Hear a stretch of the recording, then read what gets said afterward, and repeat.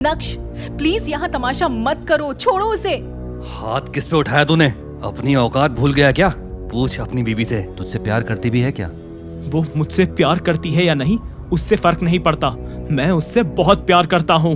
नक्श, हाथ जोड़ रही हूँ, प्लीज प्लीज मेरे लिए छोड़ दो विहान को। नहीं अनिका, आज मेरे हाथों से इसका अंत होगा। अनिका ने नक्श की आंखों में इतना गुस्सा पहले कभी नहीं देखा था। उसके सर पर जैसे खून सवार हो गया था। लेकिन जैसे ही अनिका से उसकी नजरें मिली, अनिका की आंखों में डर देखकर नक्श ने फौरन विहान को छोड़ दिया। तभी मैम्बो अंकल ने कहा, तुझे इस पार्टी में बुलाना ही एक गलती थी। पता नहीं भाई साहब ने कैसे अनिका की शादी तुमसे करा दी। तुझे तो यहाँ से लात मार के निकालना चाहिए। सही कहा, बिल्कुल वैसे ही मैम्बो अंकल जैसे भानुशाली ग्रुप के ऑफिस से आपको निकाला गया था।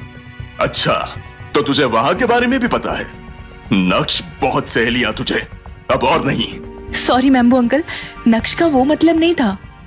रहने दो अनिका, कोई एक्सप्लेनेशन देने की जरूरत नहीं है। तुम्हारे ये मैम्बो अंकल पैसे के पीछे पागल हैं।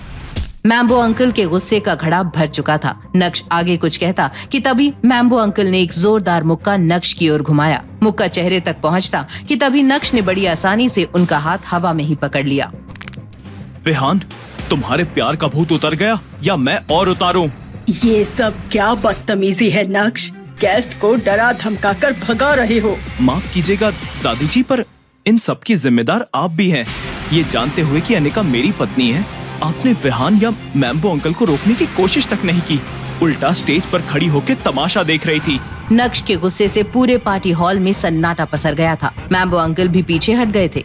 विहान तो भीगी बिल्ली के जैसे कल्याणी दादी के पीछे छिप गया था। नक्श आगे कुछ कहता, तभी उसकी सासू माँ चित्रा ने उसे जोर का एक थप्पड़ मारा।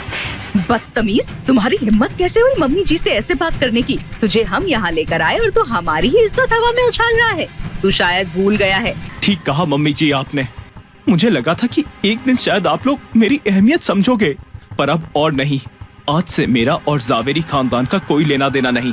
जा रहा हूँ मैं, और अब तभी लौटूंगा जब कल्याणी देवी मुझसे माफी मांगेगी।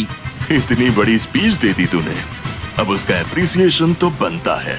पीछे देख अपने नक्श, आज तेरी सारी अकड़ ना निकालती तो मेरा नाम भी नवीन जावेरी उर्फ मैम्बो नहीं। नक्श ने जैसे ही पीछे मुड़कर देखा, 50 से 60 आदमी हाथ में रॉड और चाकू लिए नक्श की ओर दौड़ते आ रहे थे। उनके पीछे से एक 50 से 55 साल का सफेद दाढ़ी और काले कुर्ते में एक आदमी शेर की तरह आ रहा था। उसकी मौजूदगी से सारे हॉल में खौफ की लहर दौड़ गई। इरफान भाई, इस शहर में आपके रहते हुए कभी किसी ने मुझे हाथ लगाने की कोशिश नहीं की, लेकिन आज मुझ पर हाथ उठाने की जुर्रत करी। बस कर मैम्बो, और कितना मक्खन लगाएगा? तूने मुझे मदद के लिए बुलाया, मैं आ गया। अब बता कौन है वो? वही जो आपके सामने खड़ा है इरफान भाई। तू कहीं देखा देखा सा लगता है, पर अब किसी और को नहीं दिखेगा। तू गुजरात शहर में रहकर मुझे नहीं जानता क्या?